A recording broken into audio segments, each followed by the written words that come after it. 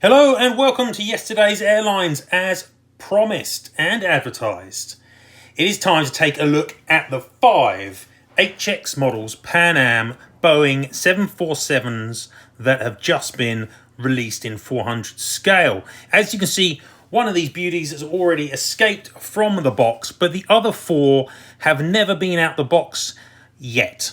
And so in this video, we will be unboxing these remaining 4 Pan Am 747s and taking a bit of a closer look to see what I think of these releases.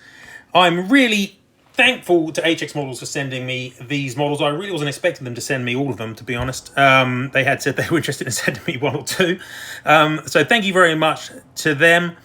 HX Models, if you are not familiar with them as a brand, is quite a new brand from China. A little bit controversial if you're JC Wings, but they have started producing quite a wide range of new models. They've got a sister brand in 200 scale called SQ Wings, and they have quite a large and a growing catalogue of molds, and they are also branching out into interactive and flaps down models as well. So HX seem to be doing quite a lot, not just for themselves but for our retailers and sub brands, and they're popping up all over the place, models made by HX. Now, in terms of the 747-100, they have already made the Boeing house colours livery, as you can see here, and they made that in both flaps up and flaps down. These Pan Am 747s are also available in flaps up and flaps down, but the models that I've been sent are all in flaps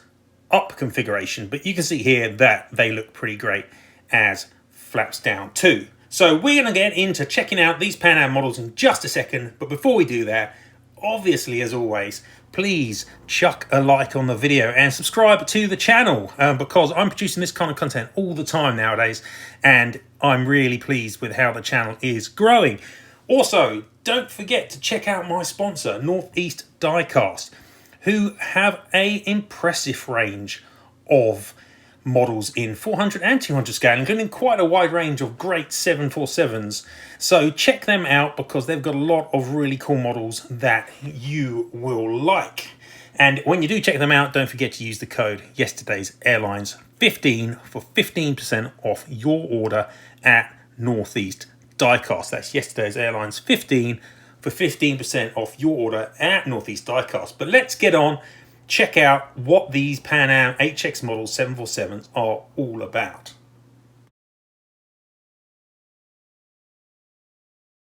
Okay, so let's get started, and we will begin with N747PA Jet Clipper America. The very first 747s delivered to Pan Am still had the Jet Clipper name as opposed to just Clipper, which would be introduced once, the whole fleet was pretty much jets by this point. And you can see it comes in this lovely box. Pretty much all of them have got the similar box design, at least the 4 that come in the delivery colours. So let's open up and see what we've got. The packaging obviously is the same for all of these 747s. They come with a stand. As you can see, part of it just fell out there, and not the cheap plastic stand, but a nice metal stand. I actually really appreciate these metal stands. They're a little bit more expensive to add to the model than the plastic versions, but they're so much nicer. And unlike a lot of the stands that have come with models in the past, they fit together really nicely. You just slot the stand part through the base and put on the little screw at the bottom, which is so much easier to fit and secure than on, for example, the Gemini stands that had a similar kind of screwing mechanism, but it never worked as well. So that's really good. Each model also comes with its own collector's card, as you can see, with each individual aircraft on it, and it's got a bit of a specs on the back of the card. So that's nice. And each of them do come with those little extras. But let's get into the box, take off the plastic and get out. N747PA Jet Clipper America. Now this aircraft was the second aircraft off the production line, so line number 2, but she wasn't the first 747 that Pan Am actually received. She may have been the second, I'm not entirely sure. They received quite a large number of 74s roughly at the same time at the end of 1969. You can see there that she's wearing the delivery colours, which has not been made a lot in 400 scale actually, but is very different to the 1976 colours, which had much larger titles and a slanted flag on the tail. So these are the delivery colours with these really small Pan Am letters on the main fuselage. The thing that really stands out straight away when you get out the 747s is the electroplating on the engines and pylons. I've seen a lot of comment on this. I'm still not entirely certain about it myself. I have to say I probably would have preferred just for them not to bother with this, but it does kind of stand out, and no doubt this is shinier than any 747 that was ever delivered to Pan Am, even when they were new. But it doesn't really detract from the model dramatically, in my opinion. It is just one of the things. And when you look at the belly of the aircraft, then it looks really shiny, and that looks fabulous. I really like the natural metal there, though I'm not entirely certain the nose gear doors should be that shiny. One of the great things about the HX 747 mold here, as you can see on the underneath, is the detailing. There's a lot of molded in detailing, both on the belly there and also on the main gear here, which is very nice. And as you can see, the gear doors, the main gear bogies, they all pivot, which is really good as well. Moving to the Pratt & Whitney engines here, then these actually do have see-through fans on them, which is quite impressive. It does mean there is a separate fan section on the engine, but actually the nacelles on these 747s are really very good. And you can see here that the amount of detailing on the landing gear here is very impressive on this main gear. So, you know, there's a lot of really nice detailing and thought that's gone into production of this mold. It's not faultless, but it is, in my opinion, the best 747 that has been made in 400 scale by quite some distance. And I'll be taking a closer look at that in some reviews this week of one of these models much more closely, and also at the same time of the 747 compared to older molds in the scale. So keep an eye out for more content coming from me this week. You can see when you look at midships here that you've got a great wing join, nice slot-in wings. You've got some really good detailing here also on the HF wing aerials. This is one of the standout parts of the mold for me. It is so much superior to any other 747 that's been made because it treats the HF aerial not just as part of the wing, but as a separate entity.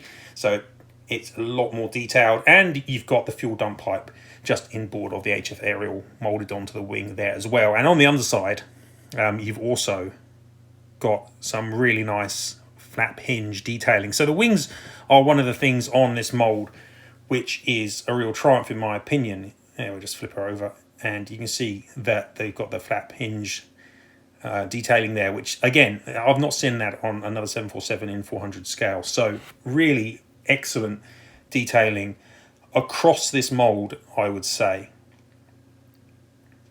Moving to the rear of the fuselage, and broadly, again, you've got a very nice rear fuselage for a 747 here.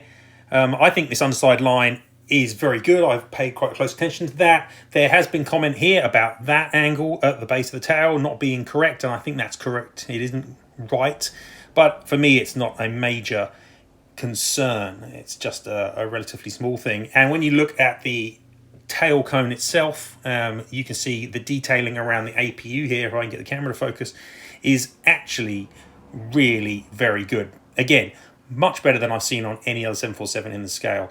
So overall, I think that there's a lot to like about this 747 mold. It is a very nicely put together model. It's not perfect. There are some issues, and I'll talk more about those in my reviews, but it is very, very nice. So let's get her down there on to the table, and we will move on from N747PA to model number 2 of the 5.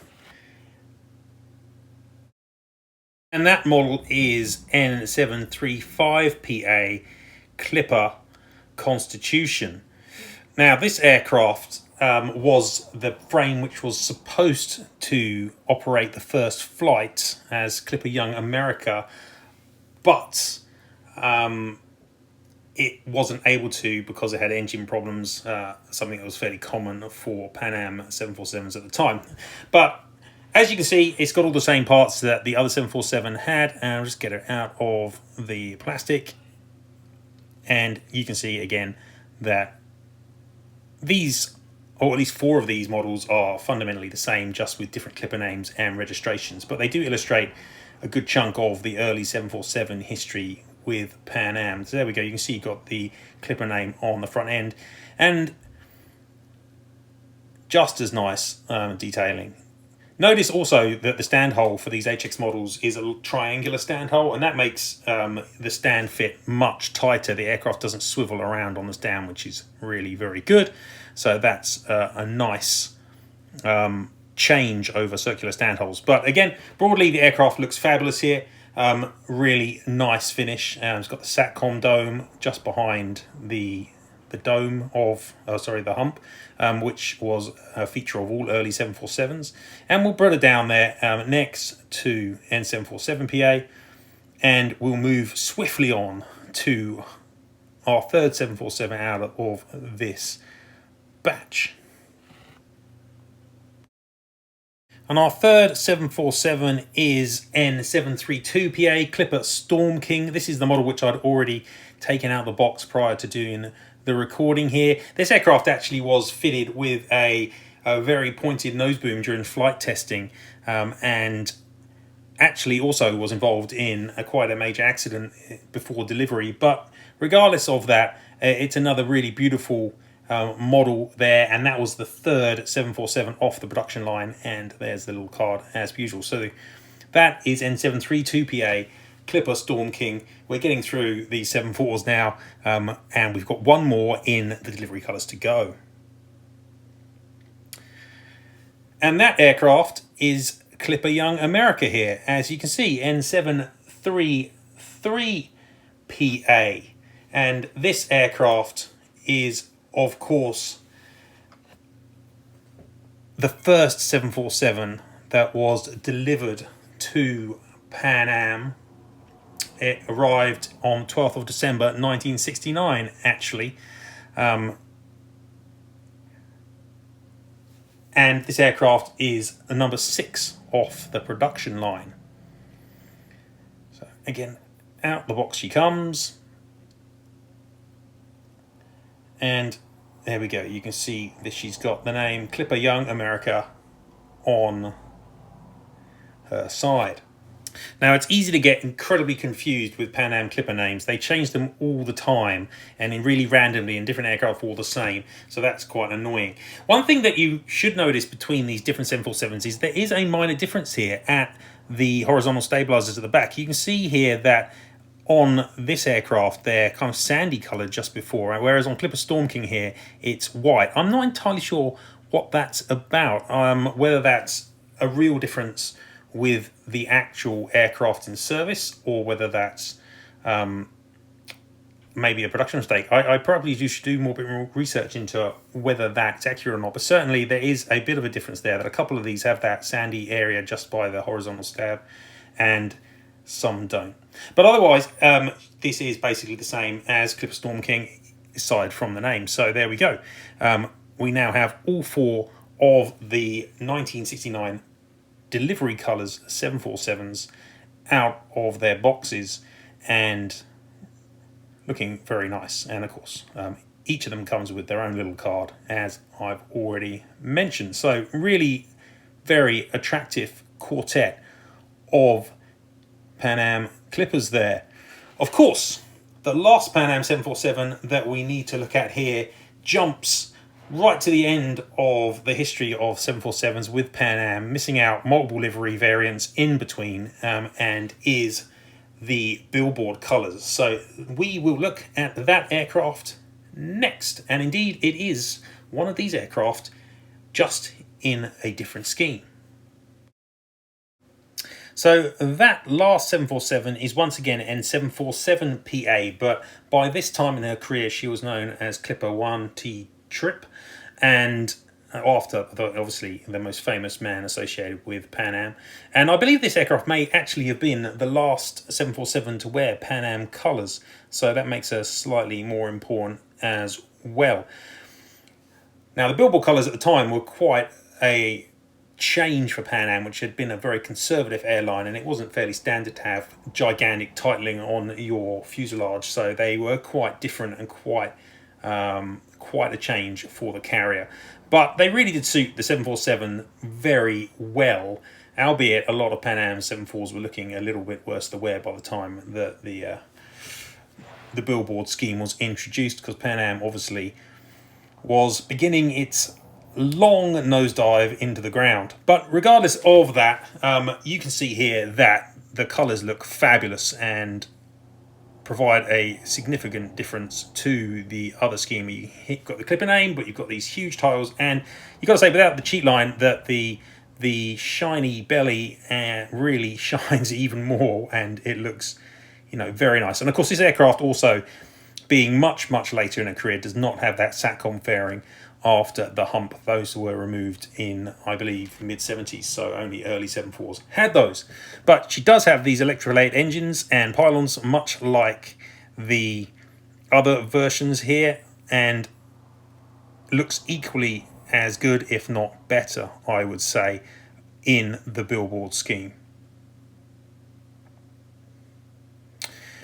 So this is one of the aircraft that I might take a bit of a closer look at, maybe in another video or perhaps a written review. She also here, another difference for this frame is that she's got a side cargo door, as you can see there. So that's been very nicely printed on.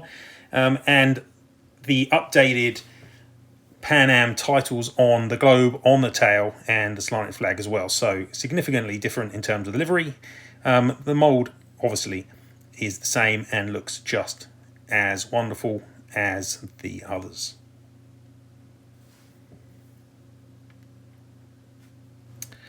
So I think what I'll do now is get my hands out of the frames, and let's give these very shiny Pan Am 747s a chance to shine in their own right, get them on to the turntable so you can get a closer view of each of them, and see the real beauty without my fingers being all over the place. So let's begin with the cheat line 747s, and we will end once again with N747PA here in this wonderful billboard scheme.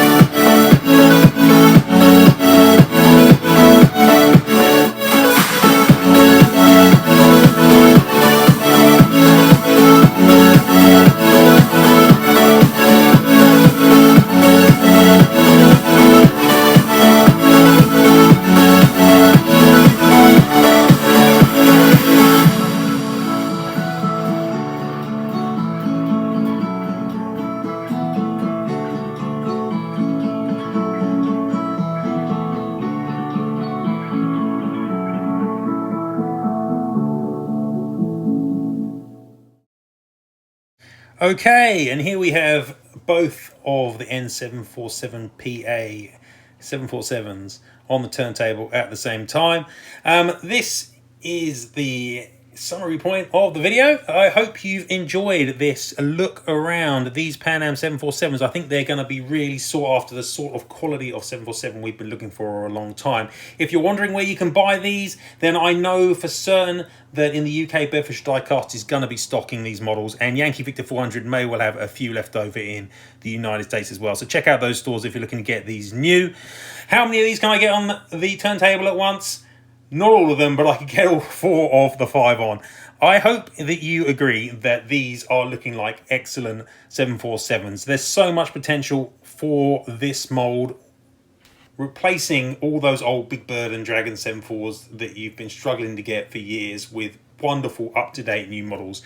These Pan Ams literally shine. I'm not entirely sure. I love the electroplating, but they are really, really good models. And I will be producing more material covering these and comparing them to other 747s in this week. So keep an eye out on all my channels.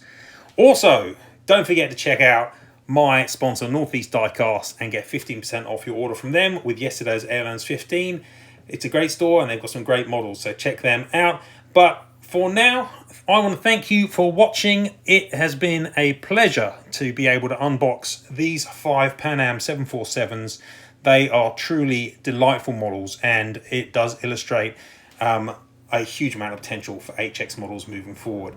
Keep an eye on the channel for more content coming this week, and thank you very much. But it's goodbye from yesterday's Airlines now. Goodbye.